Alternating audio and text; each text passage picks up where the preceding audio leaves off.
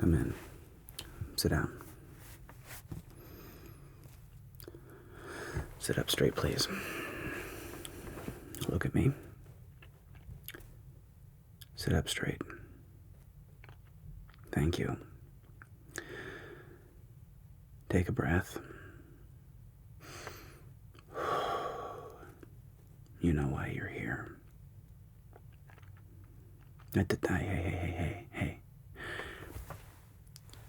You know why you're here. I don't know. We'll talk about the details here in a moment, and I very much want to hear your side. Okay? I want you to be very clear. I do want to hear your side. Okay? And the reality is, the facts of the matter is, you physically struck another person. Okay? Look at me. Now, I'm sure there's reasons. Okay, I'm sure you have an excuse and a reason. Okay? Everybody does. We all do. It's what humans do. It's what we do.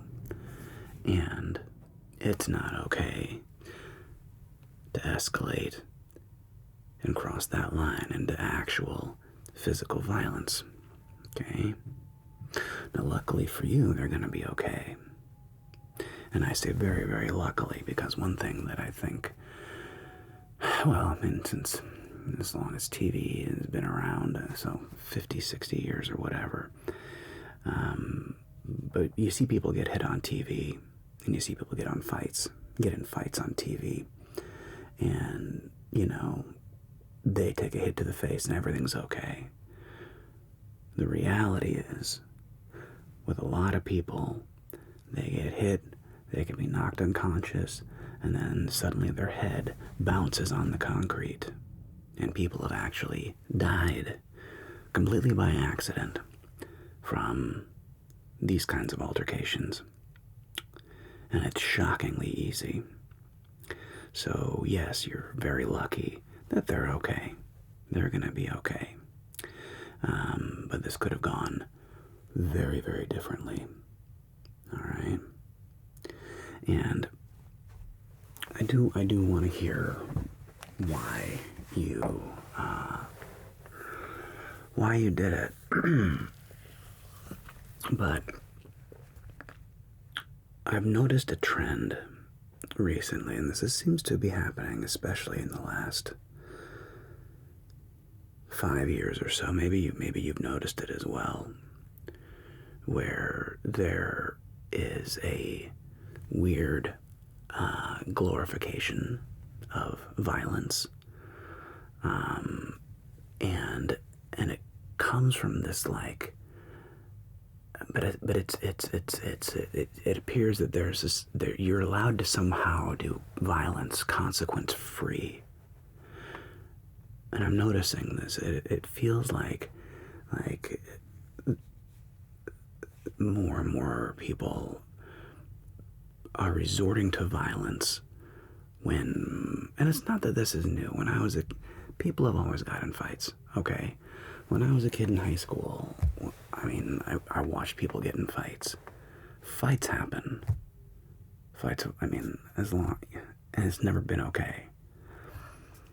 But the fights I'm seeing now, again, I'm sure they really, really upset you. And I'm sure they said something that was pretty messed up. What did they say? Okay. And you think that deserved you striking them across the face? Because, like, there's some serious ramifications. You could actually go to jail for that. And like I said, I mean, you got lucky, okay? This time you got lucky. But it's really not okay. It's not okay. And you're gonna be suspended temporarily. Yeah. Hey, look at me. You did the crime, you're gonna do the time. Everything we do has consequences. Okay? Because you escalated something from a verbal No, I'm not saying what they said was fine. It's not okay what they said. But you escalating to physical violence is 10 times worse. Look at me. Breathe.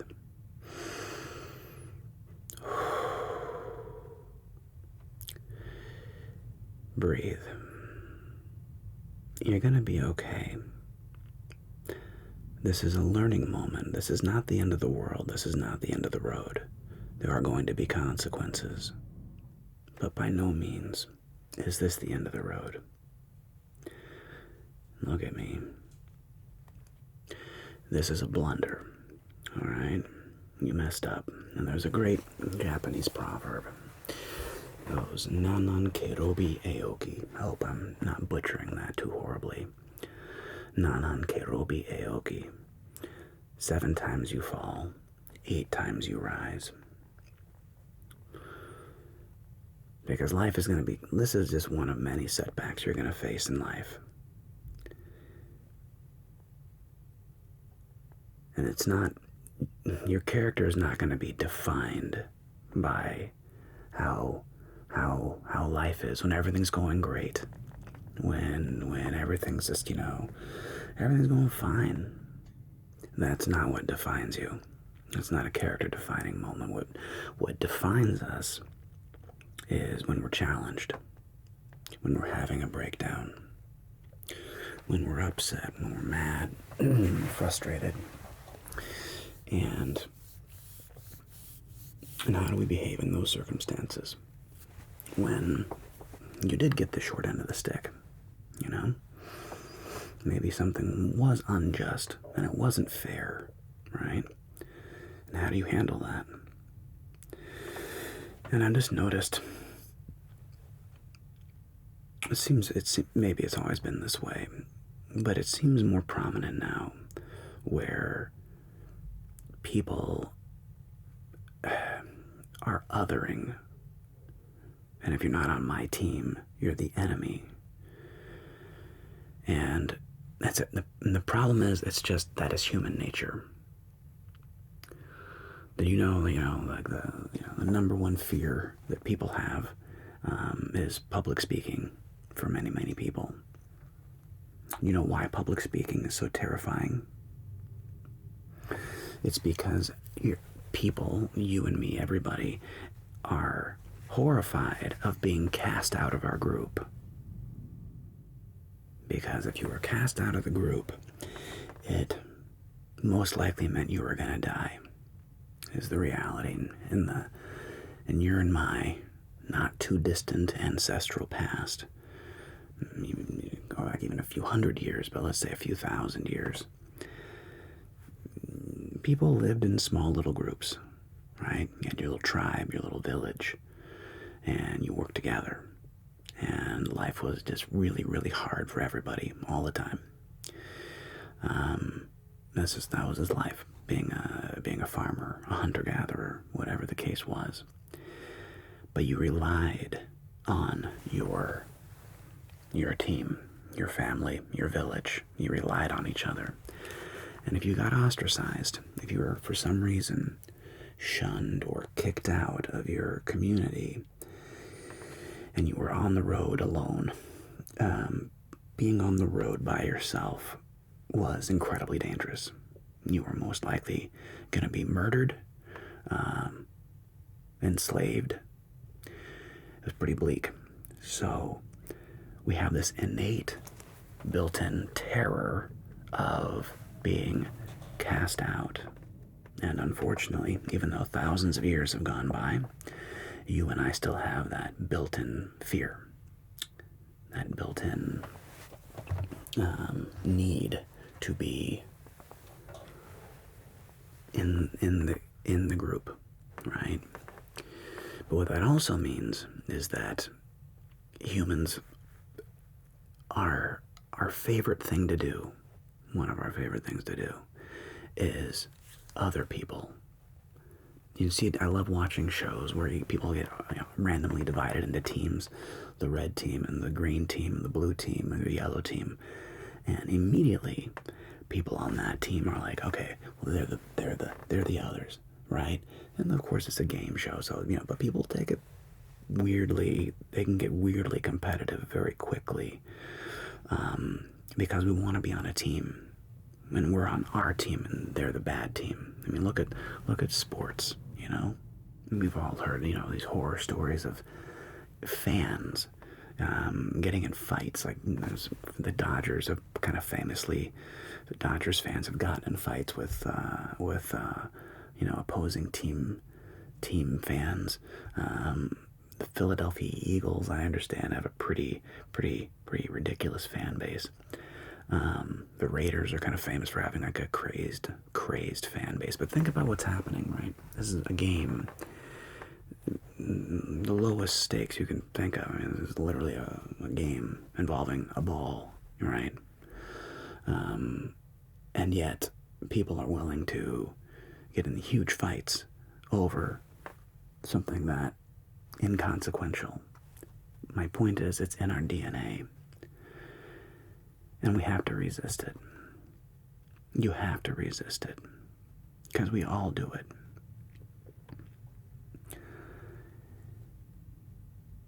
But what I want you to focus on is finding the common ground, rather than focusing on how people are different than you. Focusing on our common humanity. Because the reality is, life is hard for everybody. It's hard for you. It's hard for me. It's hard for your parents.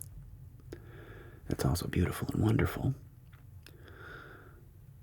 But it's challenging. Okay? Being human is hard. Being alive, being anything is hard.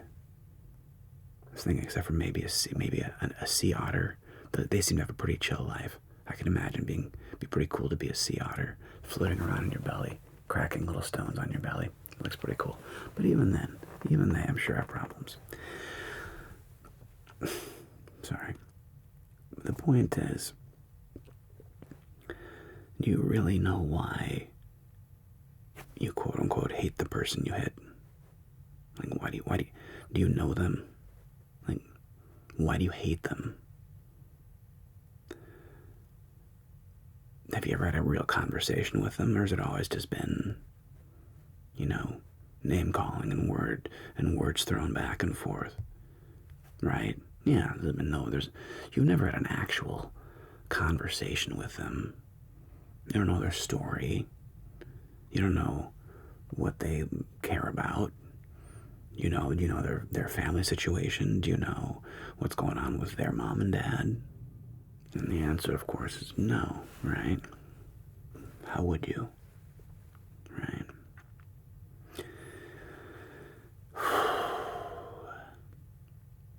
Breathe.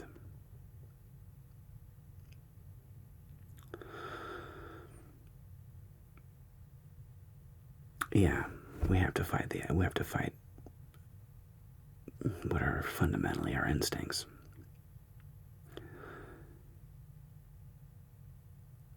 And appeal to our better angels. Yeah. I'll tell you,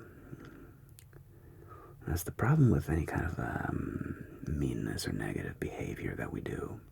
It's always justified. If I get in a fight with somebody, or if my wife and I get in a fight, or whatever, it doesn't matter. We're always justified. We're always justified in our meanness, aren't we? Right? We're always justified until we really think. And here's the tough part: is when we really go, okay, how did I contribute to this breakdown? How can I take responsibility for this? Because ultimately, you're the only one that has any control over your life. I'm sure you have many people that care very much about you. Friends, family, parents, aunts, uncles, brothers, sisters. I'm sure you have people that deeply, deeply care about you and are very invested in you. They love you deeply, and they're very invested in seeing you succeed in life, and whatever that means. And in the end, you're the one that has to make the choices that you make. You are the only one that can be responsible for your own life. And that may seem harsh. It's just reality.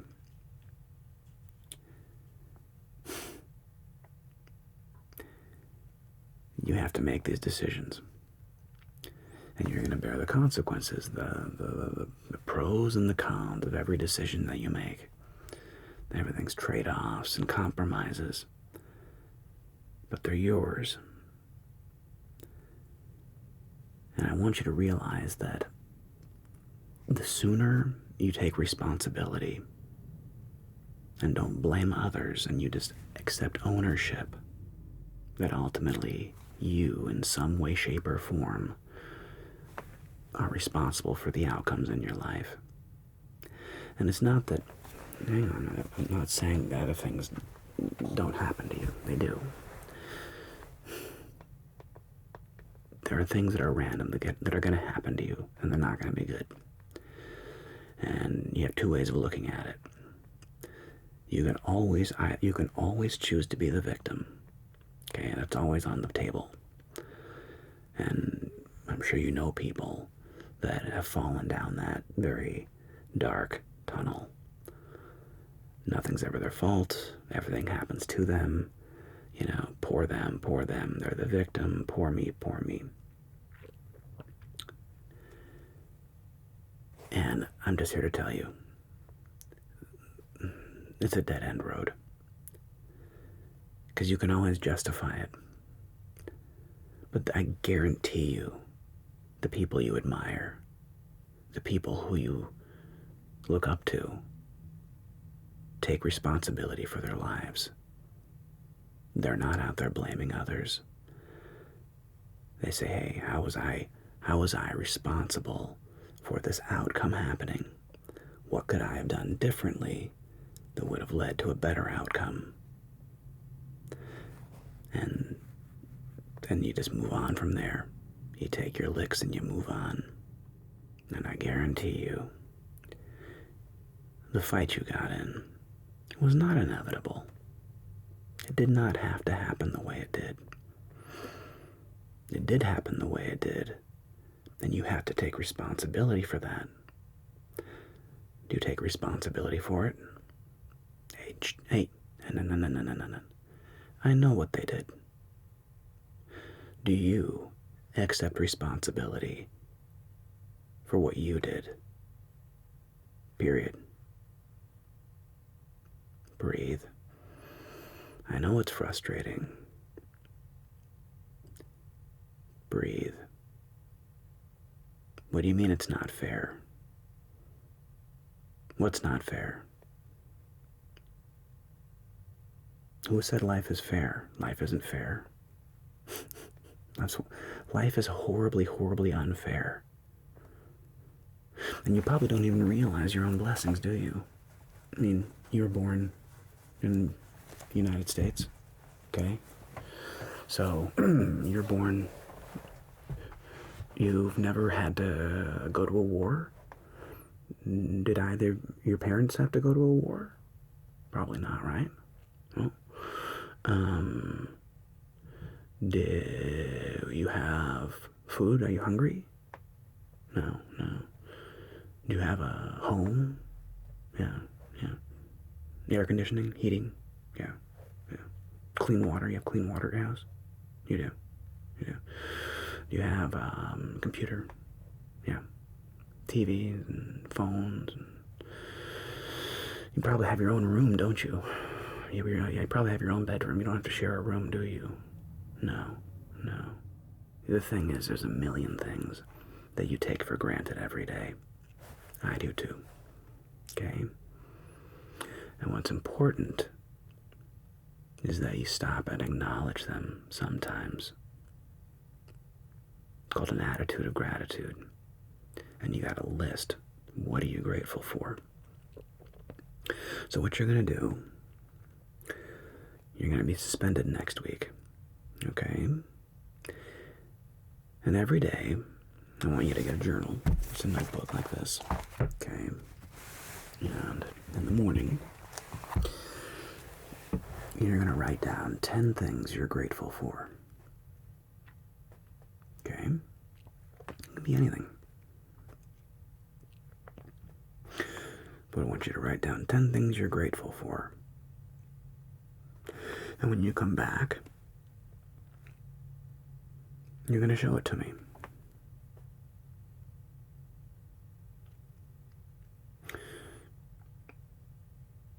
And I want to see how that changes your perspective at all. Because there's no juice in being a victim. There's none. You gotta accept responsibility. Period. Okay? And I want you to get in the attitude of being grateful, rather than focusing on the negative, because that's what we do as humans. It is our main thing. We focus on negative things. We like getting upset. We react when things make us mad online. And it is your job to resist it, to resist the urge to go negative, to be nihilistic and nothing matters and blah, blah, blah. You must resist that, because that demon lies within every single one of us. All of us have that person inside of us, that little self-pitying, sad thing where it doesn't want to accept any responsibility. All of us have that. We have to resist it and fight it and be better than that. Okay. I'm looking forward to seeing your gratitude lists. I'm very curious what you come up with. All right. Okay. You have any other questions? Breathe. You're going to be okay. Look at me. You're going to be okay. You're going to get through this. You made a mistake. It's okay. Everybody makes mistakes. Nanan kerobi aoki. 7 times you fall, 8 times you rise. All right? I believe in you. Okay? All right. I'll see you in a week.